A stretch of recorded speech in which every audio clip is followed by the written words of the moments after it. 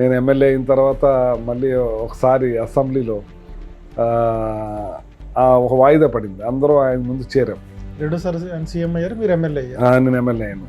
అప్పుడు చంద్రశేఖర్ రెడ్డి కాకినాడ ఎమ్మెల్యే లింగి పంచి కట్టుకొచ్చాడు. దూరంపూడి ఏంటి అని అన్నాడు. నేను ఫ్యాట్ తీయించుకున్నానండి అన్నాడు. ఎందుకంటే నేను నాన్ వెజ్ ఎక్కువ తింటానంటే, నేను తింటానయ్యా బ్రేక్ఫాస్ట్లో 3 పీసులు, లంచ్లో 3 పీసులు, డిన్నర్లో 3 పీసులు, ఏ రోజు నాన్ వెజ్ మాన్నాను. నేనన్నా మీరు టేస్ట్ చూస్తారని మేము అంత చూస్తామన్నా, మీరు టేస్ట్ చూస్తారని మేము అంత చూస్తామని దగ్గరికి ఆయన ఎరగబడి నవ్వాడండి. ఇక రాజశేఖర రెడ్డి గారు అనేవారు అసెంబ్లీలో, చంద్రబాబు నాయుడు గారు నిజం చెప్తే తలకాయ 1000 చెక్కలు అవుద్ది, ఆయన ఎప్పుడూ అబద్ధమే చెప్తాడండి. ఇవాళ ఏకంగా లాస్ట్ టైము 2014 ఎలక్షన్ అప్పుడు అమరావతికి ఒలింపిక్స్ తీసుకొస్తాను నేను. వచ్చిందా? ఒలింపిక్స్ వచ్చిందండి. నిజంగా కూటమి కలిసే ఉంటే వేరే పార్టీకి అసలు రాష్ట్రంలో స్పేస్ ఉంటుందా అధికారంలోకి రావడానికి? అదే మనం చూడాలండి, దాని మీద ఏదో వస్తుందండి. కారుమూరి లాంటి ఒక సాఫ్ట్ పర్సన్ అంత అగ్రెసివ్గా మాట్లాడే, అంటే నా ఇంటి మీదకి వచ్చి పడిపోతే, నా ఇంటి మీద వచ్చి ఇదైపోతే నేను సాఫ్ట్గానే ఉన్నా. గాంధీ గారిని నేను ఓ సెంప మీద కొడితే ఓ సెంప చూపించడానికి, నేను నరుకుతానని, నేను కొడతానని చెప్పి మీరు కూడా ఇప్పుడు ఎలా మాట్లాడేశారు మీరు? అంటే అలాగే అనిపిస్తాం. అచ్చు తప్పు. మీ ఇంటికి మా ఇల్లు ఎంత దూరమో మా ఇంటికి మీ ఇల్లు అంతే దూరం అని చెప్పాను. మీ జిల్లాకే చెందిన సెంట్రల్ మినిస్టర్ శ్రీనివాస్ వర్మ చాలా దారుణమైన ఆరోపణలు చేశారు. ఆరోపణలు చేయడమే కాదు, కొన్ని స్టేట్మెంట్లు ఇచ్చారు. ఒకసారి మీకు ఓకే అంటే నేను వినిపిస్తా. నాకు వినిపించే అవసరం లేదు, కానీ అందరూ విన్నదే. నన్ను నరికేస్తాడంటే ఎంతమందిని నరికెళ్ళాడు ఇతను. కానీ ఇతను ఒక వార్డు మెంబర్కి తక్కువ, సర్పంచ్కి ఎక్కువ. ఇతను సెంట్రల్ మినిస్టర్ ఎందుకు అయ్యాడు? ఈ ఈవీఎంల వల్ల, ఈ కూటమి వల్ల అయ్యాడు. లేకపోతే ఈ స్థాయి ఏంటి? కుక్కని సింహాసనం మీద కూర్చోబెడితే బొక్కలో పరిగెట్టినట్టుగా పోయాడు ఇతను. జగన్ గారు ఈ మధ్య ఆయన కూడా కొంచెం బట్టలు ఇప్పి కొడతాం పోలీసుల్ని, దాని మళ్ళీ పోలీసుల రియాక్షన్, దీన్ని ఎలా చూడాలి? ఈ అచ్చెన్నాయుడు గారు పోలీసులు ఎందుకు వచ్చారు, దెంగి తినటానికి వచ్చారా అని అన్నాడు. దాని గురించి మాట్లాడండి. చంద్రబాబు నాయుడు గారు ఆ డిఎస్పీని బట్టలు ఇప్పండి, బయటకు వెళ్ళనివ్వకండి అని చెప్పాడు. నా ఇంటి మీదకి జనం వచ్చారండి. బొత్స గారు 10 సార్లు ఎస్పీకి ఫోన్ చేశారండి. ఆ మొత్తం ఇంటి మీద జనం పడిపోయారండి, ఫోర్స్ పంపించమని. ఒక్క పోలీసు కూడా రాలేదు. ఒక ఎక్స్ మినిస్టర్గా ఒక్క పోలీసు నా ఇంటికి రాలే. ఇంక వ్యవస్థ ఎక్కడుంది? పోలీస్ వ్యవస్థ ఎక్కడుందండి? జగన్ గారు ఇంకో మాట కూడా చాలాసార్లు చెప్తా ఉన్నారు ఈ మధ్యన, ఈసారి జగన్ 2.0 చూస్తారు అనేది. 200%, అందులో డౌట్. ఏం చేస్తారు 2.0 అంటే? చూస్తారు కదా మీరు కూడా. మీరే ఇప్పుడు అరాచకాలు జరుగుతున్నాయి ప్రభుత్వం వచ్చిన తర్వాత అని అంటున్నారు. మీరు వచ్చిన తర్వాత కూడా దాన్ని కంటిన్యూ చేస్తారా? మేము అరాచకాలు చేయం. అరాచకాలు చేసిన వాళ్ళు శిక్షిస్తాం. వాళ్ళు చెప్తుంది కూడా అదే. ఏది? వైసీపీ గవర్నమెంట్ మేము పార్టీలు, ప్రాంతాలు, కులాలు, మతాలు చూడకుండా అందరికీ చేసాం. అందరికీ ఇళ్ళు ఇచ్చాం, అందరికీ స్థలాలు ఇచ్చాం, అందరికీ మేలు చేసాం. వాళ్ళకి కావాలని, వాళ్ళు చేయలేక, వాళ్ళు సైడ్ ట్రాక్ పట్టిస్తానికి పథకాలను కొనసాగించలేక, ఇలాంటి గొడవలతోటి దాన్ని సైడ్ ట్రాక్ పట్టించాలని చెప్పి చేసే అరాచకం ఇదండి. రెడ్ బుక్ పాలన ఎలా ఉంది? మీ నెంబర్ ఎంత రెడ్ బుక్లో? కారుమూరి గారి మీద ఎన్ని కేసులు? ఎన్ని నెంబర్లైనా వేసుకోమనండి, ఏదైనా వేసుకోండి. నేను దేనికైనా సరే సిద్ధం, దేనికి భయపడేది లేదు. భయపడడం అంటే ఏముంది? ఏదో కేసు పెడతారు, పెట్టినామండి, రిమాండ్లో పంపుతారు, వెళ్తాం. అంతకన్నా ఏం చేయలేరు కదా. కారుమూరి గారు నమస్తే అండి. నమస్కారం అండి. నమస్తే, welcome to great Andhra. Thank you. మీరు ఈ మధ్యన కొంచెం సన్నబడ్డారా? ఇంతకుముందు కొంచెం ఎలక్షన్స్ టైంలో చూస్తే కొంచెం హెవీ ఉండేవారు, బాగా ఇప్పుడు స్లిమ్ అయ్యి బాగా కనిపిస్తున్నారు. బాడీ తగ్గించాలని నాకు నేనుగా కంట్రోల్ చేసుకున్నా. ఎట్లాంటి ఫుడ్ ఇవన్నీ? ఫుడ్ మీదే అంటే ప్లానింగ్ చేసుకున్నా, దానివల్ల 18 kgs తగ్గా. అబ్బా, ఎలక్షన్స్ తర్వాతే? ఎలక్షన్ తర్వాత. మీ రాజకీయ ప్రవేశం ఎలా జరిగింది? రాజకీయాల్లోకి ఎందుకు వచ్చారు? ఎలా వచ్చారు? కొంచెం బ్రీఫ్గా చెప్తే బోల్డ్ స్టోరీ. కానీ రాజకీయాలంటే నాకు అసలు ఇంట్రెస్ట్ ఉండేది కాదు. రాజకీయాల జోలికి వెళ్ళకూడదు. కానీ నేను యాక్చువల్గా కన్స్ట్రక్షన్ అవి చేసేవాడిని, బిల్డర్స్ అవి చేసేవాడిని హైదరాబాద్లో. తర్వాత బాపిరాజు గారు నేను గురు శిష్యులుగా ఉంటాం. రాజకీయంగా కాదు, ఆయన అంటే ఇష్టంతో సోషల్ సర్వీస్ చేయటం నాకు ఇంట్రెస్ట్. వచ్చిన వాళ్ళకి, మా ఏరియా వాళ్ళందరికీ హాస్పిటల్లో చూపించడం, వాళ్ళకి చేయటం, ఉద్యోగాలు వేయించడం, ఇవన్నీ నాకు ఐఏఎస్ ఐపీఎస్ సర్కిల్ ఎక్కువ ఉంది సరదాగా. అంచేది ఏ పనైనా చేయించేవాడిని నేను. అట్లా సుపరిచితుడిని ఇక్కడ. ఆ రకంగా బాపిరాజు గారు మా ఊర్లో అత్తిల్లి కాన్స్టిట్యున్సీలో పోటీ చేయటం, మళ్ళీ సంవత్సరానికి ఆయన రాజీనామా చేసి ఎంపీకి వెళ్తాం, ఓడిపోవటం. తర్వాత మళ్ళీ ఇక్కడ నోకవరపు సూర్యప్రకాష్ పోటీ చేయటం, ఎమ్మెల్యేగా ఓడిపోవటం. ఆయన వెళ్ళిపోవటం, తర్వాత మా కాన్స్టిట్యున్సీ వాళ్ళు అందరూ చిన్న పని పెద్ద పని అన్నీ నన్ను అడుగుతూ నేను చేయటం. ఇలాంటి నాగేశ్వరరావునే మనకి ఇన్ని పనులు చేస్తున్న నాగేశ్వరరావు మన ఎమ్మెల్యేగా పెట్టుకుందామని రాజశేఖర రెడ్డి గారిని అడగటం, రాజశేఖర రెడ్డి గారు పెద్ద నవ్వునవి అక్కడ ఉన్న దండు శివరామరావు తింటాం అంటే షార్ట్కట్లో చెప్పేస్తాం మేము. తర్వాత మళ్ళీ లేదు మా నాగేశ్వరరావు మా ఊరు వాడు, మీరు బయట నుంచి ఎవరో వస్తున్నారు రాజులు పోటీ చేసి వెళ్ళిపోతున్నారు, మమ్మల్ని పట్టించుకునేవాడు లేడు, మా నాగేశ్వరరావు మమ్మల్ని చూస్తున్నాడు అని అంటే సరే గో హెడ్ అన్నాడు. నేను తిరిగి అత్తిలి కాన్స్టిట్యున్సీ అంతా ఆ రోజుల్లో 2002లోనే ఎవడో జెండా పట్టుకునేవాడు లేడు కాంగ్రెస్కి. ఆ రోజు తిరిగి పార్టీని మంచి బలోపేతం చేశాం. 2002 అప్పుడు తర్వాత ఈయన పాదయాత్ర చేశారు. తర్వాత ఇక్కడ వడ్డించిన ఇస్త్రీ కాంగ్రెస్ పార్టీ గెలుస్తుంది అనేప్పుడు చాలామంది రంగరాజాలు రావటం, పోటీ పట్టడం, అందులో నాకు సీట్ రాకపోవటం, నేను ఇండిపెండెంట్గా వేయటం, మళ్ళీ ఇండిపెండెంట్గా వేసా. అప్పుడు రాజశేఖర రెడ్డి గారు ఫోన్ చేసి నాగేశ్వరరావు నీకు అన్యాయం జరిగింది, నీకు న్యాయం చేస్తాను తీసేయటం, సరే తీసేస్తే నేను జడ్పీ చైర్మన్ చేయటం. మళ్ళీ 3 సంవత్సరాలకి నన్ను తనకి ఎమ్మెల్యేగా ఆయనే పంపించారు. తండ్రి నన్ను ఇక్కడ ఎమ్మెల్యేని చేస్తే తనయుడు మళ్ళీ ఎమ్మెల్యేని చేసి మంత్రిని చేశాడు. తణుకు ఎందుకు? మీరు అత్తిలి కదా యాక్చువల్గా. అప్పుడు బైపర్కేషన్ తోటి అత్తిలి మండలం ఇందులో కలిసిపోయింది. అదే ఫస్ట్ ఎమ్మెల్యేగా గెలిచినప్పుడు రాజశేఖర రెడ్డి గారు ఏమన్నారు? రాజశేఖర రెడ్డి గారు బ్లెస్సింగ్స్ ఇచ్చి నువ్వు గెలుస్తావని నాకు పక్కా తెలుసు, అందుకే నీకు సీట్ ఇచ్చాను, సర్వేలో 5-6 మంది 10 మంది మీద చేసినా సరే నువ్వు గెలుస్తావని వచ్చింది, అందుకే నీకు ఇచ్చాను, నేను నువ్వు గెలిచి చూపించు సంతోషం అని చెప్పి. నన్ను 2004 కంటే ముందు కాంగ్రెస్ నిజంగా చెప్పాలంటే చాలా డౌన్ఫాల్ చూసింది. అవును, అంటే మళ్ళీ ఇంకా కాంగ్రెస్ రాష్ట్రంలో అధికారంలోకి వస్తుందా రాదా అన్న అలాంటి పరిస్థితులు ఉన్నాయి. అవును, రాజశేఖర రెడ్డి గారు పాదయాత్ర చేసి ఊపి తీసుకొచ్చారు. మీకు నమ్మకం ఉందా గెలుస్తాము? 200%. ఆయన పాదయాత్ర తోటి 200% కాంగ్రెస్ పార్టీ అధికారంలోకి వస్తుంది అనుకున్నా ఆ రకంగానే వచ్చింది. ఆయనతో ఏంటి అనుబంధం? ఎలా ఉండేవారు ఆయనతో? రాజశేఖర రెడ్డి గారు అంటే నాకు చాలా అభిమానం, గౌరవం. నన్ను జడ్పీ చైర్మన్ చేసిన తర్వాత మాగంటి బాబు 6 నెలలే మంత్రిగా ఉన్నాడు ఈ జిల్లాలో, ఉమ్మడి జిల్లా. అప్పుడు నేను జడ్పీ చైర్మన్గా ఉంటాం, ఇన్ఛార్జిగా బొత్స సత్యనారాయణ గారు ఇక్కడ మా ఇన్ఛార్జ్ మినిస్టర్గా. కానీ ఏ కార్యక్రమం నాకు ఫోన్ చేసేవాడు ఆయన. 5ంటికి లేచిపోతారు ఆయన రాజశేఖర రెడ్డి గారు. నేను 5 o'clock లేచిపోతా. 5 o'clock నాకు ఫోన్ చేసి ఆ నియోజకవర్గం ఈ నియోజకవర్గం అన్నింటి గురించి అడిగేవారు. అన్నింటి గురించి నేను ఉన్నట్టు చెప్పేవాడిని. తర్వాత నా మాట నమ్మకుండా మీరు రిపోర్ట్ తెచ్చుకునేవాడిని. సీఎం అయిన తర్వాత ఆయన సీఎం అయిన తర్వాత నేను జడ్పీ చైర్మన్గా అప్పుడు నేను చెప్పేవాడిని, ప్రతి నియోజకవర్గం ఆయన రిపోర్ట్ తెచ్చుకునేవాడు, నేను చెప్పింది కరెక్ట్ అయ్యేది. అట్లా నియోజకవర్గాన్ని 2009లో మళ్ళీ 9 సీట్లు తేవడానికి కారకమయ్యాను జిల్లాలో. అసలు ఆయన జిల్లా నైట్ ఆల్ట్ వచ్చినప్పుడు ఏలూరులో 18 సార్లు దాకా ఉన్నారు ఇక్కడ. అన్ని రకాల ఫుడ్ పెట్టేవాడిని. ఆయన 3 ముక్కలు తినేవాడు ఆయన, ఎన్ని నాన్ వెజ్ పెట్టినా. బ్రేక్ఫాస్ట్ మాత్రం పొద్దున్నే ఆయన నేను కట్టి పొంగలి, ఆయిల్ లేని దోశ, ఉప్మా, ఇడ్లీ. ఆయన 7 శనగ గుళ్ళు చట్నీ మాత్రం కంపల్సరీ, కడప వాళ్ళ కాదు కంపల్సరీ అంటది. అన్నీ ఇంతంత ముక్క ఆయన తినేది. అంటే 5 గంటలకే బ్రేక్ఫాస్ట్ చేసేవాడు ఆయన. అప్పటికే ఎక్సర్సైజ్ చేసి ఆవిడ కూర్చుని అలవాటు.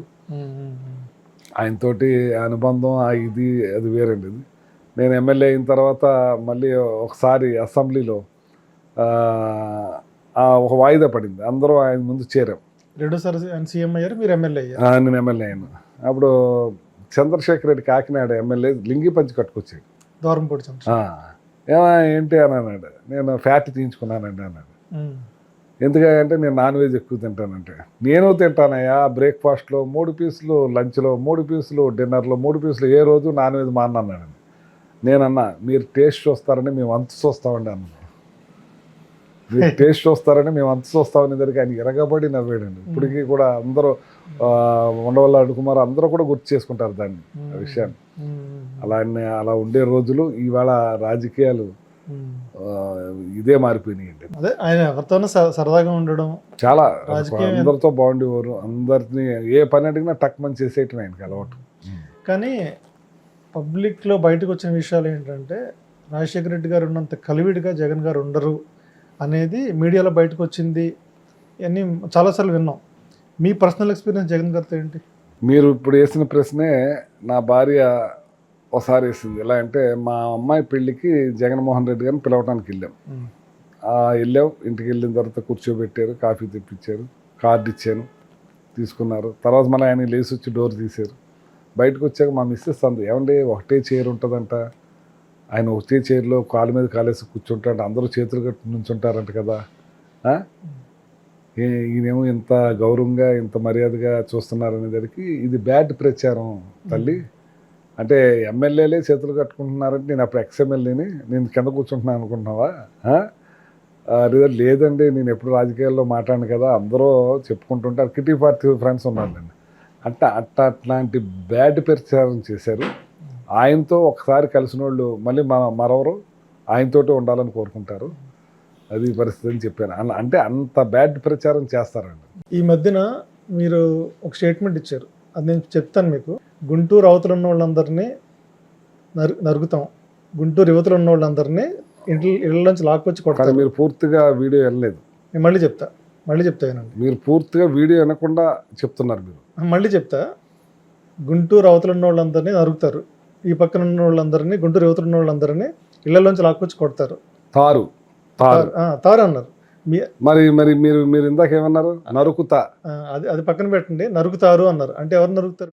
వినండి, ఇవాళ పల్నాడులో ఏం జరిగిందండి? ఒక మనిషిని నిర్దాక్షిణ్యంగా రోడ్డు మీద నరికారా? మొన్న రాప్తాడు సీఎం గారు ఎందుకు వెళ్ళారు? అతను దారుణంగా చంపేశారు కదా. అలాగే నూజివీడులో కత్తిపోట్లు రోడ్డు మీద పరుగులెత్తిచ్చి కత్తిపోట్లు పొడిశారు కదా. మరి అక్కడ మన బాపట్లలో ఒక మనిషిని చంపేశారు కదా. ఎన్ని చోట్ల మటర్లు చేశారండి, ఎన్ని చోట్ల విధ్వంసాలు చేశారండి. అటు గుంటూరు పైన నుంచి మీరు చేసిన అరాచకాలకి వాళ్ళు కూడా అలా నరుకుతారు అని నేను చెప్పా. నరుకుతారు. యువతల నుంచి ఇంత పెరోసెస్గా ఉండరు కాబట్టి ఇక్కడ తప్పు చేసిన వాళ్ళు ఇంట్లోంచి లాగి కొడతారు.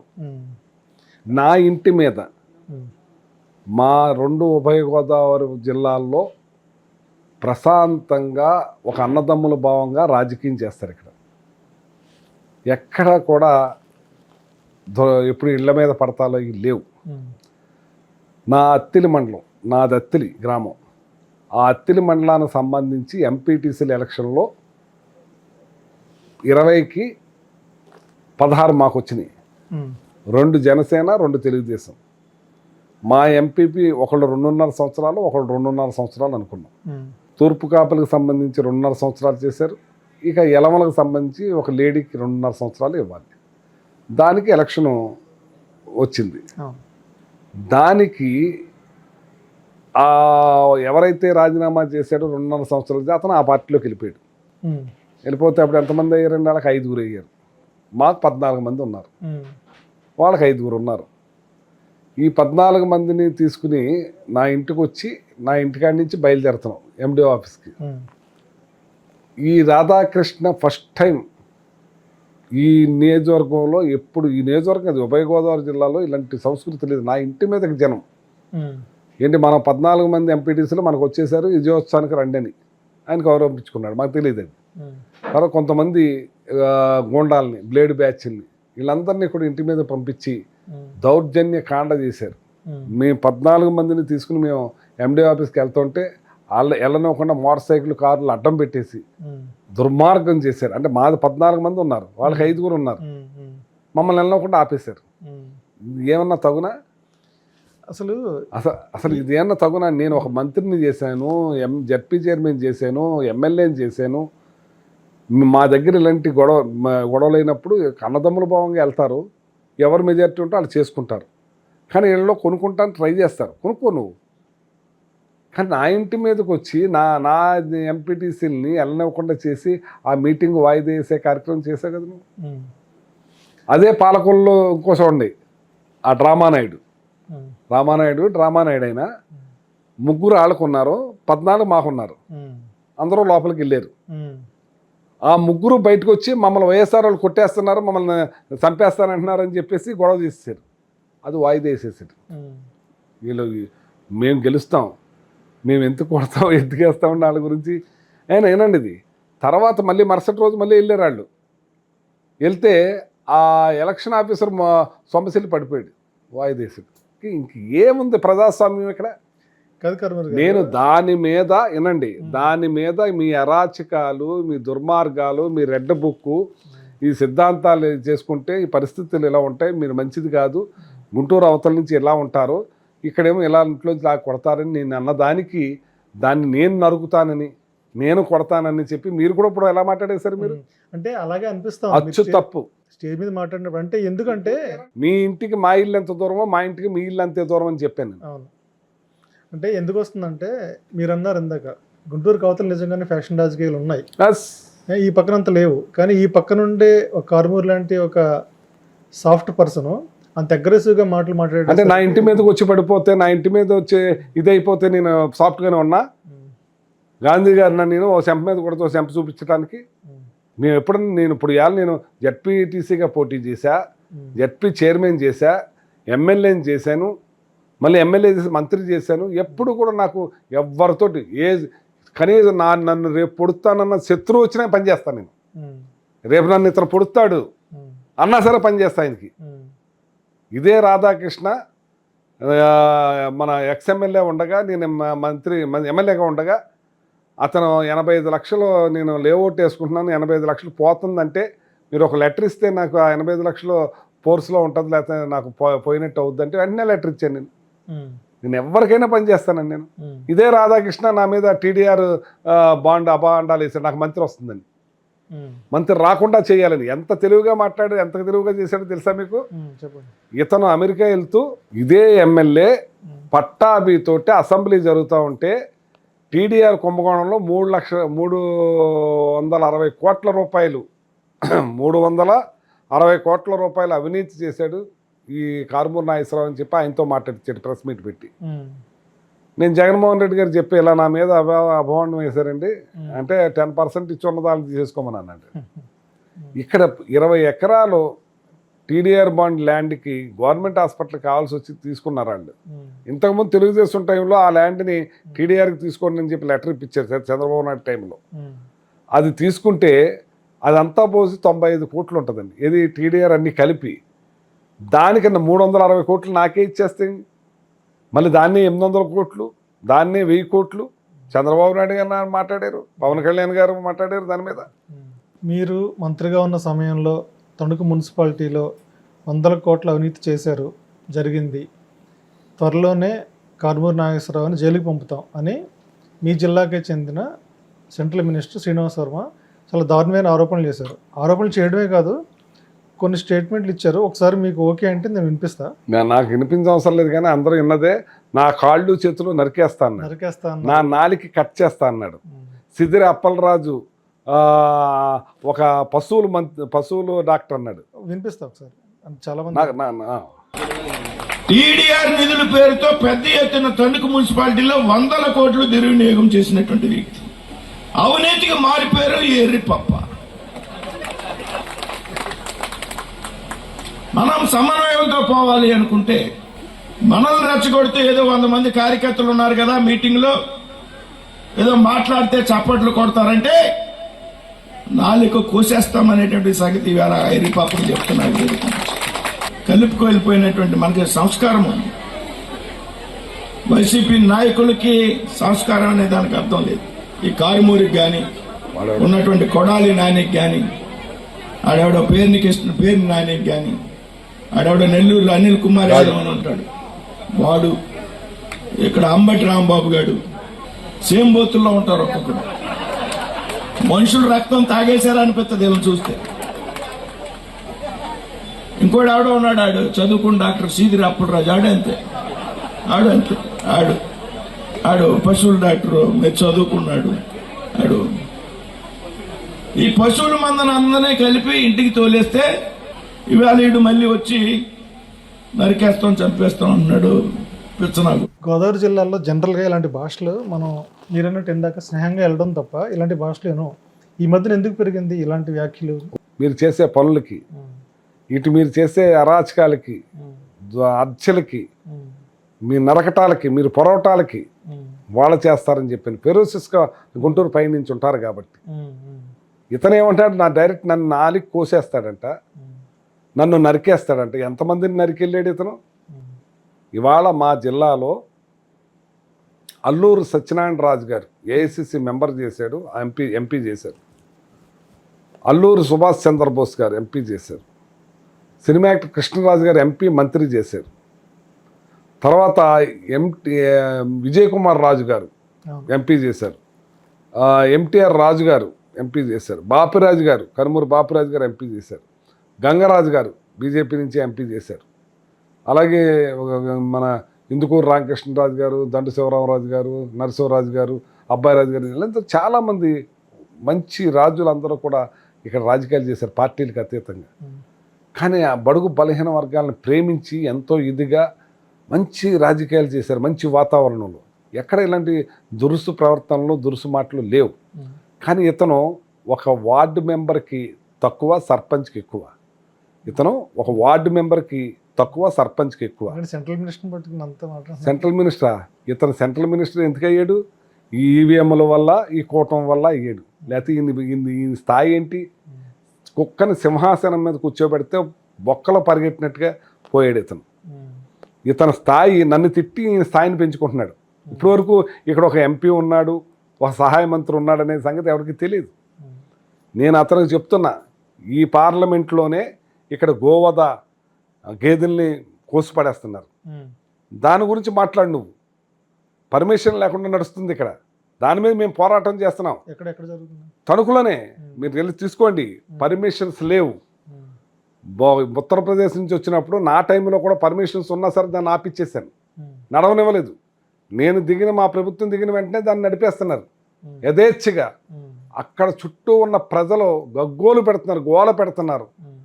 మేము అన్నం తినలేకపోతున్నాం, ఇక్కడ మాకు ఇళ్ళకి పర్మిషన్ ఇచ్చారు, ఇళ్ల మధ్యన ఆవాసం. ఆయన ఏమి సెంటు భూమి కొనలేదు ఆ ఫ్యాక్టరీ వాళ్ళు, పూర్తిగా రెంట్ గొడవస్ తీసుకుని నడిపేస్తున్నారు. ఫ్యాక్టరీ పర్మిషన్ కూడా లేదు.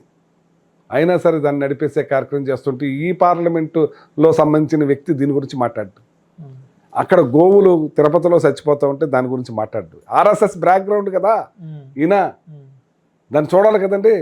ఇక్కడ ఆక్వా భారతదేశంలోనే number 1 aqua fish production exports.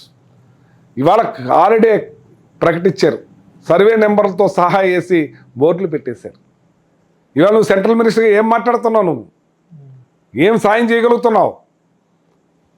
Jaganmohan Reddy గారు కరోనా టైంలో కూడా ఆక్వా రైతులను దెబ్బతినకుండా కమిటీ వేసి, ఏళ్ళో కమిటీ వేశారు. ఏ కమిటీ వేశారు తెలుసా? ఫ్యాక్టరీ వాళ్ళని, రొయ్యలు కొనే బ్రోకర్స్ని, ఫీడ్ ఫ్యాక్టరీ వాళ్ళని వేశారు కమిటీకి. రింగ్ అయిపోయి చేస్తున్నారు. ఈయన ఏం చేశాడు? రైతులను వేసాడు, రైతు నాయకులను వేసాడు, రైతు సంఘాల వాళ్ళని వేసాడు. కరోనా టైంలో వేసి నిలబెట్టి రైతులకి నష్టం కలగకుండా అలా మేలు చేసి మొత్తం రొయ్యల్ని పంటలు నడిపించారు. ఆల్రెడీ మాత్రం చేయలేదు. మన చంద్రబాబు నాయుడు గారు లెటర్ రాశారు కదా, ఈ లెటర్లకే పరిమితం. లెటర్లు రాయిపోతాం, లెటర్లే పరిమితం. వాళ్ళు పట్టించుకున్నారు. ఆల్రెడీ ప్రకటించారండి, మీరు వెళ్ళి చూడండి, బోర్డులు పెట్టేసి. మోడీ గారికి మినిస్టర్కు జగన్మోహన్ రెడ్డి గారు కమిటీలు వేసి వాళ్ళని వీళ్ళని పిలిచి కొనుగోలు చేయాలని చెప్పి చేయించారు. మోడీ గారు చెప్తాం, ఇక్కడ చెప్తాం కాదండి, కొనుగోలు చేయించాలండి. ఇలా మాట్లాడి చేయాలి. ఇవాళ మీరు రైతును ఆదుకోవాలని చెప్పాలి. నువ్వు ఎవరిని కమిటీ వేసావు? కమిటీ ఫ్యాక్టరీ వాళ్ళ, ఫీడ్ ఫ్యాక్టరీ వాళ్ళ, రొయ్యలకు పర్చేజ్ చేసే బ్రోకర్సా? వీళ్ళతోటి కమిటీ వేసేసి రైతులకు ఏం జరుగుద్దండి? అన్యాయమే జరుగుద్ది. మేము ఎంత న్యాయం చేసాం, మేము రైతుల కోసం ఎలా నిలబడ్డాం మేము. అది ఇప్పుడు ఈ ఇతను ఈ ఈ గాలికి అయిపోయిన ఎంపీ గారు, మా సహాయ మంత్రి గారు ఈ రైతులను ఆదుకుంటే చాలు. ఆయన ఇప్పటివరకు ఏ పని చేయలే, ఏమీ తేలేదు ఇక్కడికి. ఇక్కడ గోవధని ఆపి, ఆయన ఆర్ఎస్ఎస్ బ్యాక్గ్రౌండ్ కాబట్టి అక్కడ యోగి ఆదిత్యానంద్ నాథ్ అన్నీ ఆపారు అక్కడ. ఇక్కడ కూడా ఇతను ఆపి ఆ రొయ్యలు వాళ్ళని ఆదుకుంటే చాలు. ప్రతి చోట వెళ్ళిన చోట కూడా జగన్ గారు ఈ మధ్యన ఆయన కూడా కొంచెం బట్టలు ఇప్పి కొడతాం పోలీసుల్ని, దాని మళ్ళీ పోలీసుల రియాక్షను, దీన్ని ఎలా చూడాలి? ఇప్పుడు ఇంతకుముందు వేరే వాళ్ళు మాట్లాడిన మాటలు కూడా తినండి. ఈ అచ్చెన్నాయుడు గారు పోలీసులు ఎందుకు వచ్చారు, దెంగి తినటానికి వచ్చారా అని అన్నాడు. దాని గురించి మాట్లాడండి. చంద్రబాబు నాయుడు గారు ఆ డిఎస్పీని బట్టలు ఇప్పండి, బయటకు వెళ్ళనివ్వకండి అని చెప్పాడు. దాని గురించి మాట్లాడాలి. పోలీసులు ఎన్ని రకాలు మాట్లాడారు అవన్నీ కూడా గుర్తు తెచ్చుకోండి. జగన్మోహన్ రెడ్డి గారు మాట్లాడింది వాళ్ళు చేసే అఘాయిత్యాలు. ఇప్పుడు నా ఇంటి మీదకి జనం వచ్చారండి. బొత్స గారు 10 సార్లు ఎస్పీకి ఫోన్ చేశారండి. ఆ మొత్తం ఇంటి మీద జనం పడిపోయారంటే ఫోర్స్ పంపించమని ఒక్క పోలీసు కూడా రాలేదు. ఆయన 100 సార్లు ఫోన్ చేశాడు, మెసేజ్లు పెట్టాడు, నేను ఫోన్ చేశాను, అదిగో వచ్చేసారని పక్కన వచ్చేసారు. ఏది పోలీస్ ఫోర్స్ అత్తుల్లో వచ్చి ఉండగా ఒక ఎక్స్ మినిస్టర్గా ఒక్క పోలీస్ నా ఇంటికి రాలే. ఇంక వ్యవస్థ ఎక్కడుంది? పోలీస్ వ్యవస్థ ఎక్కడుందండి? జగన్ గారు ఇంకో మాట కూడా చాలాసార్లు చెప్తా ఉన్నారు ఈ మధ్యన, ఈసారి జగన్ 2.0 చూస్తారు అనేది. 200%, అందులో డౌట్ అంటే ఏం చేస్తారు 2.0 అంటే? చూస్తారు కదా మీరు. మీరు కూడా ఇప్పుడు మీరే ఇప్పుడు అరాచకాలు జరుగుతున్నాయి ప్రభుత్వం వచ్చిన తర్వాత అని అంటున్నారు. మీరు వచ్చిన తర్వాత కూడా దాన్ని కంటిన్యూ చేస్తారా? మేము అరాచకాలు చేయం, అరాచకాలు చేసిన వాళ్ళని శిక్షిస్తాం. ఇప్పుడు వాళ్ళు చెప్తుంది కూడా అదే. ఏది? వైసీపీ గవర్నమెంట్లో మేము పార్టీలు, ప్రాంతాలు, కులాలు, మతాలు చూడకుండా అందరికీ చేసాం, అందరికీ ఇళ్ళు ఇచ్చాం, అందరికీ స్థలాలు ఇచ్చాం, అందరికీ మేలు చేసాం. వాళ్ళకి కావాలని, వాళ్ళు చేయలేక, వాళ్ళు సైడ్ ట్రాక్ పట్టిస్తానికి పథకాలను కొనసాగించలేక, ఇలాంటి గొడవలతోటి దాన్ని సైడ్ ట్రాక్ పట్టించాలని చెప్పి చేసే అరాచకం ఇదని. రెడ్ బుక్ పాలన ఎలా ఉంది? మీ నెంబర్ ఎంత రెడ్ బుక్లో? కారుమూరి గారి మీద ఎన్ని కేసులు ఉన్నాయి? ఎన్ని నెంబర్లైనా వేసుకోమనండి, ఏదైనా వేసుకోండి, నేను దేనికైనా సరే సిద్ధం, దేనికి భయపడేది లేదు. భయపడడం అంటే ఏముంది? ఏదో కేసు పెడతారు, పెట్టనండి, రిమాండ్లోకి పంపుతారు, వెళ్తాం, అంతకన్నా ఏం చేయలేరు కదండి. మన జడాశ్రావణ్ అన్నాడు, జడాశ్రావణ్ గారని ఎక్స్ ఆయన జడ్జి, జగన్మోహన్ రెడ్డి గారు మెజార్టీ గెలుస్తున్నారని దానికి 3 విమానాలు వేసుకుని ఇండియా దాటి వెళ్ళిపోతారని. ఎన్నాళ్ళు జరుగుతాయి ఇలాంటి రాజకీయాలు? మీరు వస్తే మీరే అడగాలని. ఇంతకుముందు పల్నాడు ఏరియాలో ఈ గవర్నమెంట్ వస్తే ఆ పక్క పార్టీ వాళ్ళు ఊర్లు ఖాళీ చేసి వెళ్ళిపోయారు, హైదరాబాద్ లేదా బెంగళూరు. ఇప్పుడు ఇంకా కంటిన్యూ అవుతుంది. అది మీ గోదావరి జిల్లాకు లేదా రాష్ట్రం అంతా మొదలవుతుందా? మొదలు చేస్తున్నారు అంటున్నానండి. ఇది మేము అన్నదమ్ముల భావంగా ఈ ఉభయ గోదావరి జిల్లాలో ప్రశాంతంగా చాలా చక్కగా ఒక సోదరభావంగా ఉంటాం ఇక్కడ. కానీ అలాంటి సంస్కృతి తీసుకొస్తున్నారు అంటున్నాను నేను, అదే మాట్లాడుతున్నాను నేను. ఇది మంచిది కాదంటున్నాను నేను. మీకు ఒకటే ఎగ్జాంపుల్ చూడండి, ఇవాళ ఈ పథకాలు కంటిన్యూ చేస్తూ సూపర్ 6 ఇస్తా అన్నాడు ఆయన, చంద్రబాబు నాయుడు గారు. సూపర్ 6 లేదు, ఈ పథకాలు లేవు. ఆయన ఎంత కష్టపడి ఇచ్చాడండి. కరోనా టైంలో కూడా ఆయన తప్పించుకుంటానికి మార్గం ఉంది అక్కడ. కరోనా ఇన్కమ్ లేదు, మొత్తం రాష్ట్రం అంతా దేశం అంతా అల్లకల్లోలం అయిపోయి ఎక్కడ రూపాయి రావట్లేదని తప్పించుకుంటానికి అవకాశం ఉన్నా సరే కష్టపడి ఆయన పథకాలన్నీ కూడా టైం టేబుల్ ప్రకారం కొట్టాడు. అంటే ఎంత మనసుందో ఒకసారి గ్రహించండి. పార్టీలు, ప్రాంతాలు, కులాలు, మతాలు చూడకుండా చేయండి అన్నారు. ఈయన ఏమంటున్నాడు? అసలు వైఎస్ఆర్ వాడు చేయొద్దు, పాముకు పాలు పోసినట్టే అంటున్నాడు. ఇండస్ట్రీ 45 ఏళ్ళ ఇండస్ట్రీ అంటాడు, పెద్ద వయసు, ఇతను చిన్న వయసు. ఎంత వ్యత్యాసం ఉందో ఒకసారి చూడండి. మాకు ఎంత ఇచ్చారనేది పక్కన పెడితే, ఏ పార్టీ ఇచ్చినా మాకు ఇవ్వాల్సింది ఇచ్చారు కదా, సొంత డబ్బులు ఏమైనా ఇస్తున్నారా జగన్మోహన్ రెడ్డి గారు, ప్రభుత్వం డబ్బులే కదా ఇస్తున్నారు అనేది ఓటింగ్ విషయంలో వచ్చిన రిజల్ట్ విషయంలో అది మీకు రిఫ్లెక్ట్ అవ్వాల. దాన్ని బట్టేనా చంద్రబాబు నాయుడు గారు కూడా వైసీపీకి ఇవ్వకండి, ఇవ్వకపోయినంత మాత్రం నష్టం లేదు, ఆ వాయిస్ దాన్ని అలాగే అర్థం చేసుకోవాలా? నేను ఒకటి, మీరు అన్నది మాత్రం కరెక్టు. మేము చేసిన పనులు ప్రజల్లోకి తీసుకెళ్ళకపోయాం. ఇవాళ మన తండేలు సినిమా వచ్చింది. ఆ తండేలు సినిమా అంటే జట్టీలు ఉంటాయంట, జట్టీలు. ఆ జట్టీలు ఇక్కడ లేక గుజరాత్ వెళ్ళి వాళ్ళ నెలల కష్టపడి చేపల వేట చేసి వచ్చి మళ్ళీ వెళ్తూ ఉండేవారు. అటువంటి 6 జట్టీలు కట్టించాడు ఇక్కడ జగన్మోహన్ రెడ్డి. ఇప్పుడు కంప్లీట్ స్టేజ్కి వచ్చినాయి. 6 జట్టీలు కట్టించారంటే అవి మేము చెప్పుకోలేదు, నాకే తెలియదు. మొన్న సినిమా వచ్చిన తర్వాత ఓహో 6 జట్టీలు కట్టించారు మా నాయకుడు అని చెప్పి. పోర్ట్లు అయితే తెలుసు మనకు, పోర్ట్లు కూడా కంప్లీట్ స్టేజ్లో ఉన్నాయి, కొంచెంకి వెళ్తున్నాడు. ఇవాళ మెడికల్ కాలేజీలు 17 కాలేజీలు. ఆ మెడికల్ కాలేజీలు మొన్న 750 సీట్లు పేదవాళ్ళకి వస్తాయి వెనక్కి పంపించేసాడు చంద్రబాబు నాయుడు. పేదవాళ్ళు ఎంతమంది డాక్టర్లు అయ్యేవారండి, ఆయన అవ్వకూడదు. అలాగే ప్రతి ఊర్లో సచివాలయం, ఆర్బీకే, హెల్త్ సెంటరు, గ్రంథాలయం. అసలు పంచాయతీ బిల్డింగ్ పగిలిందంటే, వాటర్ కారుతుందంటే దాన్ని రిపేర్ చేసే డబ్బులు ఇచ్చేవారు కాదు గత ప్రభుత్వాలు. కానీ ఇన్ని కట్టించాడు ఆయన. రోడ్లు ఇప్పటి వరకు మేము రోడ్లు పోసాం. సంక్రాంతి వచ్చేటప్పుడు రోడ్ల మీద మీరు కార్లు వెళ్ళిపోయేలా చేసేస్తానన్నాడు. ప్యాచ్ వర్క్ చేశారు, అది అట్లలో ఊడిపోతుంది. మొన్నే పవన్ కళ్యాణ్ గారు వెళ్ళారు అక్కడ, ఇదండి మా పరిస్థితి, రోడ్లు ప్యాచ్ వర్క్ చేశారు. మరి మేము ఈరోజు కూడా మా రోడ్లే ఓపెన్ చేస్తున్నారు. ఇప్పుడు మేము శాంక్షన్ చేసి మేము పోస్తున్న రోడ్లే ఇప్పటికీ ఓపెన్ చేస్తున్నారు. ఇటువంటి కార్యక్రమాలు మేము చేసి కూడా ప్రజల్లోకి తీసుకెళ్ళలేకపోయాం. అది నిజంగా చెప్పాలంటే కొన్ని చెప్పుకోవాలి, కొన్ని చెప్పుకోకూడదు. దాచుకోవాల్సినవి కొన్ని ఉంటాయి, చెప్పాల్సినవి కొన్ని ఉంటాయి. ప్రతి ఒక్కరి దగ్గర నుంచి వస్తున్న కంప్లైంట్ ఏంటంటే మీరు చెప్పింది చెప్పుకోలేకపోయాం. అది ఫెయిల్యూర్ కింద లెక్క కదా. ఎక్కడ ఫెయిల్ అంటే మాకు ఏంటంటే మాకు ఒకటే ఛానల్ ఉంది. మాకు సాక్షి ఛానల్ ఒకటే ఉంది. ఉన్నాయి వాళ్ళకేమో TV5 ఉంది, ABN ఉంది, ఈటీవీ ఉంది, అన్నీ మహా టీవీలు వాళ్ళన్నీ వాళ్ళకే మోత. మేము ఏం చేసింది కూడా రివర్స్లో చూపించటం. ఇవాళ శ్రీకాకుళంలో చూడండి, కిడ్నీ బాధితుల కోసం మరి ఎంత హాస్పిటల్ కట్టించారు, ఉద్దానం. ఇవాళ ఏంటి పరిస్థితి? అది బాగానే ప్రొజెక్ట్ అయిందండి. ఇప్పుడు మీరు చెప్తున్నారు చూసారా, జట్టీలు కట్టారని. నేను కూడా కొంచెం గ్రౌండ్లో తిరిగినప్పుడు ఈ యానిమల్ హస్బెండరీ దానికి పశువులకి అంబులెన్స్లో పెట్టారు. పశువుని తీసుకెళ్లి దానికి ట్రీట్మెంట్ చేసి హాస్పిటల్కి మళ్ళీ తీసుకొచ్చి మా నియోజకవర్గంలో 3 ఉండి ఇవి ఎవరికి తెలియదు. ఆ పశువుని ఎక్కించి ఆటోమేటిక్గా లిఫ్ట్ ద్వారా ఎక్కించుకుని దాంట్లో తీసుకెళ్ళి అక్కడ పెట్టి వైద్యం చేసి ఒక్కటే కాదండి. కానీ ఇది జగన్మోహన్ రెడ్డి గారు తప్పు అయితే నాకు దీంట్లో కనపట్ల. ఆయన డిజిటల్ కార్పొరేషన్ అని ఒక కార్పొరేషన్ ఏర్పాటు చేసి దానికి కొంచెం ఫండింగ్ ఇచ్చి దానికి మంచి వాళ్ళని చదువుకున్న వాళ్ళని పెట్టి అంతా చేసినా సరే ఇప్పుడు మీరు అంటున్నట్టు టీవీలు పేపర్లు చూసేవాళ్ళ సంఖ్య తగ్గిపోయింది. చేతిలో ఫోన్ ఉన్నప్పుడు సోషల్ మీడియాని జరిగింది ఎక్కువ. కానీ చేసింది చెప్పుకోలేకపోవడం అనేది బిగ్గెస్ట్ ఫెయిల్యూర్ కింద మీకు అనిపిస్తుందా? మీకు ఎంత చేసినా ఏం చేసినా ప్రజలు మాత్రం మాకు ఓటేశారు. కానీ మొన్న ఇప్పుడు అమెరికా ఇంటెలిజెన్స్ ప్రపంచ ఇంటెలిజెన్స్ చీఫ్ తులసి భగవాయ్ ఆవిడ ప్రపంచంలో చిన్న ప్రాబ్లం జరిగినా 5 నిమిషాల్లో ముందే పసిగట్టే నిఘా వ్యవస్థ వాళ్ళ దగ్గర ఉంది.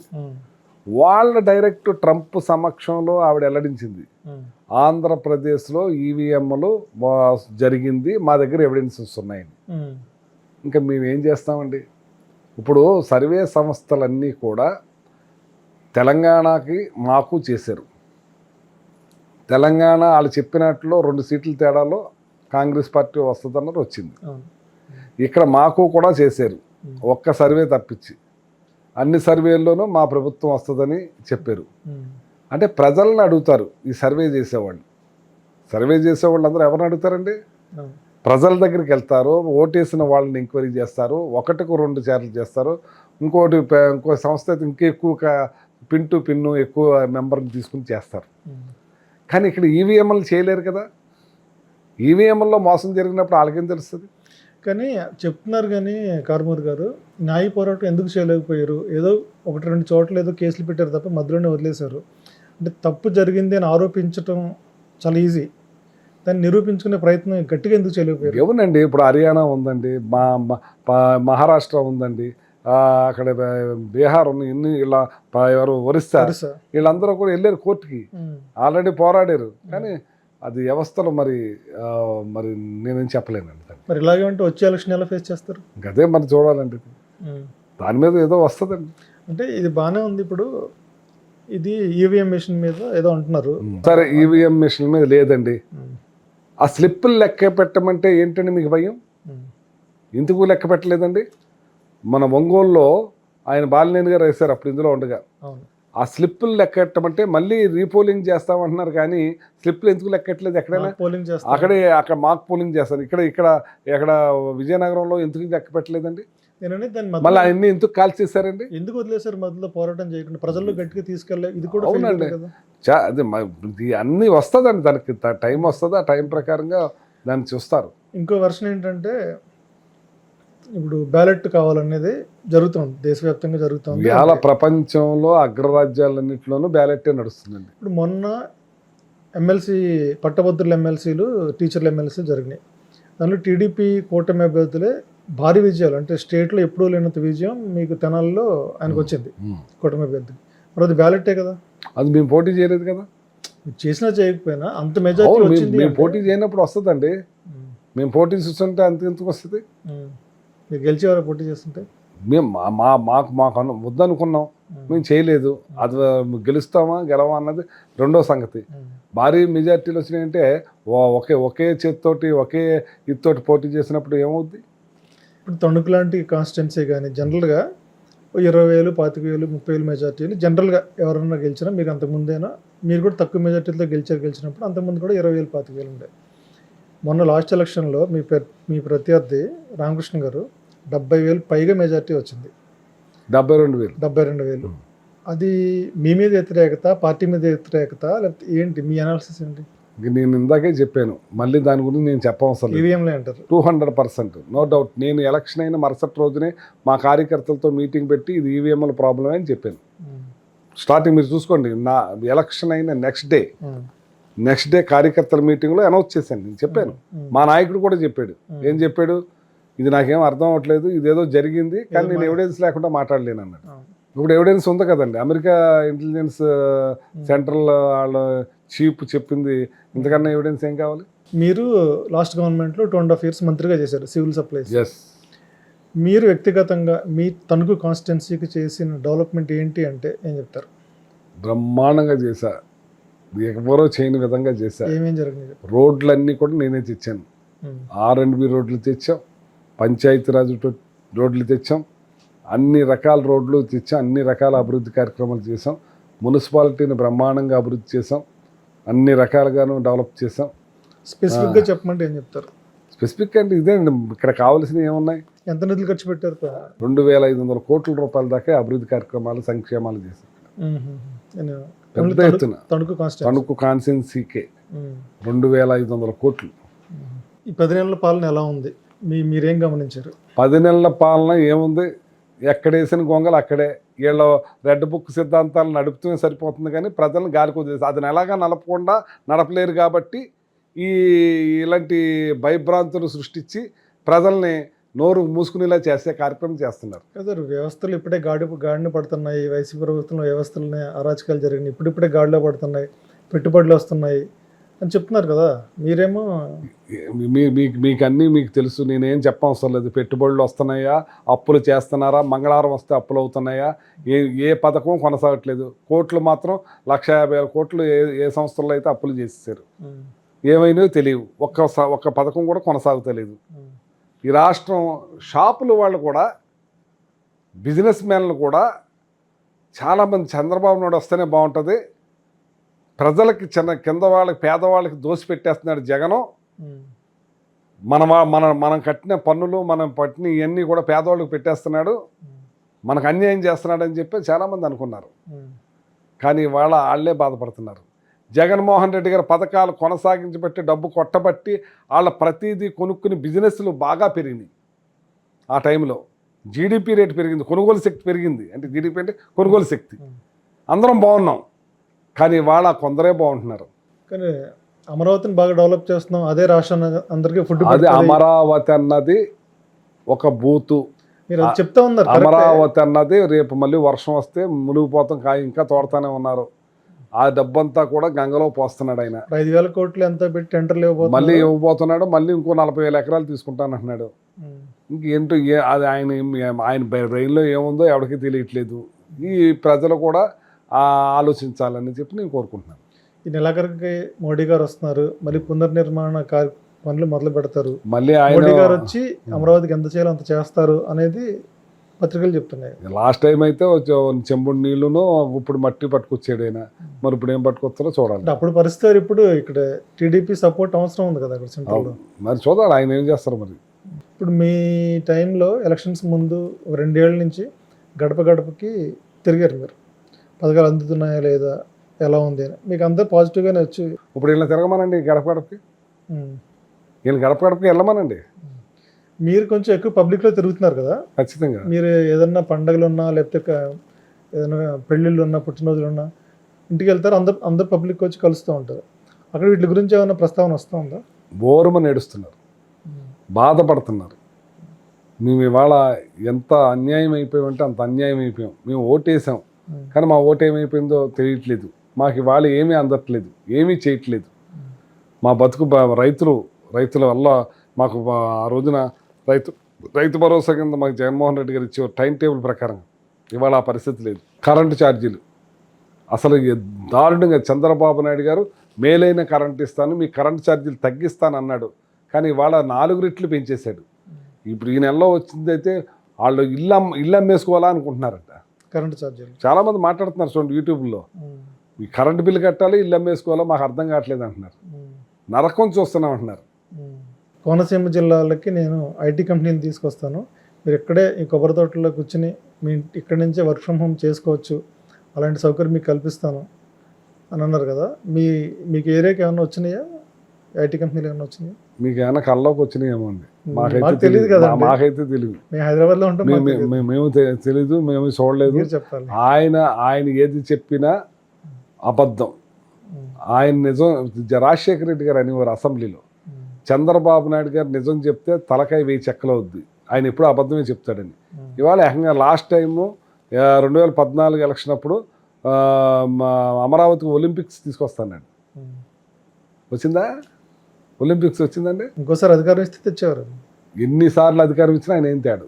మనం కొంచెం జెన్యున్గా మాట్లాడుకుంటే 3 పార్టీలు జట్టు కట్టడం అనేది అప్పుడే వైసీపీకి ఓటమికి నాంది పలికింది అనేది జనరల్గా ఉండే ఒక టాక్. అందరూ దాన్ని ఒప్పుకుని తీరాల్సిందే. నిజంగా కూటమి కలిసే ఉంటే వేరే పార్టీకి అసలు రాష్ట్రంలో స్పేస్ ఉంటుందా అధికారంలోకి రావడానికి? ఏది కలిసి ఉన్నా ఏది చేసినా ఈ పట్టు జగన్మోహన్ రెడ్డి గారికి ఖచ్చితంగా ముఖ్యమంత్రి ప్రజలే చేసుకుంటారు. ఆ ఏ ఈవీఎంలు పెట్టినా ఈవీఎంలు దాటి మెజారిటీ వస్తుంది. చెప్తున్నారు కానీ చెప్పాలి కానీ, అంటే ప్రాక్టికల్గా చెప్పండి. 2 పార్టీలు కలిసి ఉంటే 3 పార్టీలు కలిసి ఇంకో పార్టీ మర్చిపోతున్నారు, బీజేపీ ఏమో ఎప్పుడు ఎవరితో వెళ్తుంది అనేది తెలియదు. ఏదైనా ముందనుకుందాం, అయినా జగన్మోహన్ రెడ్డి గారు ముఖ్యమంత్రి అవుతారు. మీరు జనరల్గా రాజకీయాల్లోకి వచ్చిన దగ్గర నుంచి ఫస్ట్ కూడా చెప్పారు, బొత్స సత్యనారాయణ గారితో మీకు చాలా అనుబంధం ఎక్కువ. ఒక విధంగా చెప్పాలంటే ఆయన మీ గురువుగా ఆ ఫీలింగ్ ఉందా? బొత్స సత్యనారాయణ గారు, పెద్దిరెడ్డి రామచంద్రారెడ్డి గారు, మీ ఇప్పుడు ఒక 30 సంవత్సరాల నుంచి వాళ్ళతోటి స్నేహంగా ఉంటాను. ఓ తమ్ముళ్ళ చూస్తారు నన్ను, చాలా గౌరవంగా ఉంటారు, నన్ను బాగా ఆదరిస్తూ ఉంటారు. వాళ్ళు ఎప్పుడు కూడా మంచి సజెషన్స్ ఇస్తూ ఉంటారు. బొత్స సత్యనారాయణ గారు ఇన్ఛార్జ్ మినిస్టర్గా ఉన్నప్పుడే నేను ఇక్కడ జడ్పీటీసీగా పోటీ చేసి జడ్పీ చైర్మన్ అయ్యాను. అప్పటి నుంచి ఆయన అనుబంధం కొనసాగుతుంది. అప్పటి నుంచే నాకు పెద్దిరెడ్డి గారితో కూడా బాగా స్నేహం. ఈ రోజుకి మీకు ఏదన్నా కష్టం వచ్చినా లేకపోతే ఏదైనా ఇబ్బంది వచ్చినా రాజకీయంగా ఏదైనా బొత్స గారిని సంప్రదిస్తారా? ఖచ్చితంగా. నేను అడగకపోయినా ఆయన ఫోన్ చేసి సలహాలు ఇస్తూ ఉంటారు, నేను మాట్లాడుతూ ఉంటాను. నేను ఈ మధ్యన ఏదో రూమర్స్ వస్తున్నాయి, ఆయన జనసేనలోకి వెళ్ళిపోతున్నారు అనేది చాలా జరుగుతూ ఉన్నాయి. మీకు తెలిసిందేంటి వాస్తవం? మీకు తెలిసే ఉంటుంది కదా. ఏమండి, ఆయన రాజకీయ నాయకుడు, పరివర్తన చెందిన వ్యక్తి. ఇవాళ జగన్మోహన్ రెడ్డి గారు లాంటి మంచి మనిషి దగ్గర నాకు ఈ అవకాశం ఇచ్చారు. ఈ ఎమ్మెల్సీగా మన ప్రతిపక్ష హోదా కౌన్సిల్లో ఇచ్చి చేసినందుకు ఈ పార్టీకి నా వంతు కృషి చేయాలని చెప్పి ఆయన కష్టపడుతున్నాడు ప్రతి విషయంలోనూ. అలాంటి పని ఎప్పుడు చేయలేదు. ఎన్ని రూమర్లు బురద వేస్తూనే ఉంటారు. అంటే చాలా దగ్గర వాళ్ళే వెళ్ళిపోతున్నారు. మన విజయసాయి రెడ్డి గారు లాంటి వాళ్ళే పార్టీని వదిలేసి బయటకు వెళ్ళిపోయారు. అంటే ఇప్పుడు దీన్ని రూమర్ అనడానికి ఇప్పుడు పార్టీ అధికారంలో లేనప్పుడు చాలామంది వెళ్ళిపోతున్నారు. రాజకీయంగా ఆయన కింద నుంచి వచ్చిన వ్యక్తి, వాళ్ళ రాజకీయంలో మధ్యలోంచి వచ్చిన వ్యక్తులు, రాజకీయం తెలిసిన వ్యక్తి రాజకీయంగా ఉంటారు, జగన్ తోటే ఉంటారు. మీరు చెప్పండి, మీరు ఏ పరిస్థితిలో అయినా పార్టీ మారే అవకాశం ఉందా? నేను వాళ్ళ తండ్రి నన్ను జడ్పీ చైర్మన్ చేసి నన్ను ఎమ్మెల్యేని చేశారు, తనయుడు ఎమ్మెల్యేని చేసి మంత్రిని చేశాడు, నా కొడుకుని ఎంపీగా నిలబెట్టడం అని నా జీవితానికి చాలు. ఎప్పుడు ఇంకా ఆయనతోటే నా ప్రయాణం, వెనకడిగేసే ప్రశ్నే లేదు. ఆయనే నాకు. ఆయన కోసం దేనికి భయపడను. నేను ఎప్పుడు తప్పు మాట్లాడను. నేను కింద నుంచి వచ్చిన వ్యక్తిని, తప్పు చేయను. ఈ పార్టీ బలోపేతం అవటానికి, ఈ పార్టీని పటిష్టం చేయటానికి నేను అహార్నిస్లో తిరుగుతాను, కష్టపడతాను. నేను ఎలక్షన్ అయిన మరుసటి రోజు నుంచి తిరుగుతూనే ఉన్నాను. చాలామంది హాలిడే ప్రకటించుకున్నారు, ఎక్కడెక్కడో ఉంటారు. నేను మాత్రం దేనికి భయపడను. భయపెడితే ఇంకా స్ట్రాంగ్ అవుతాను. ఈ పార్టీని నిలబెడటం కోసం నా వంతు కృషి వెనకడుగేయకుండా చేస్తాను. ఓకే, థ్యాంక్స్ అండి.